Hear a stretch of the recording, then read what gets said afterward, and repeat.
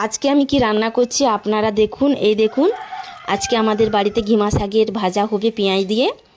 আর এখানে দেখুন কতগুলো পেঁয়াজ আমি কেটে রেখেছি। আর এখানে কমলি শাকটা আগে ভেজে রেখেছিলাম। আর এখানে হচ্ছে কড়া উনুনে বসিয়ে দিয়েছি, প্রচুর গরম হয়েছে, তেলও দিয়েছি। আর তেলটা আমার গরম হওয়ার পরে এই যে শুকনো লঙ্কা থেতো করা দিয়েছি। তো শুকনো লঙ্কা ভাজা হয়ে গেছে, এবার আমি পেঁয়াজ কুচিগুলো দিয়ে দিচ্ছি। এই দেখুন পেঁয়াজ কুচিগুলো অল্প নাড়াচাড়া করতে থাকছি।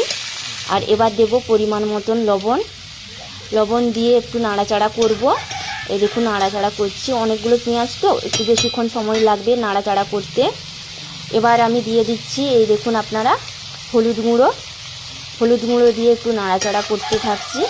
তো এত গরমে আজকে কিন্তু আমাদের বাড়িতে পান্তা ভাত খাওয়া হবে, আর প্রচুর গরম পড়েছে।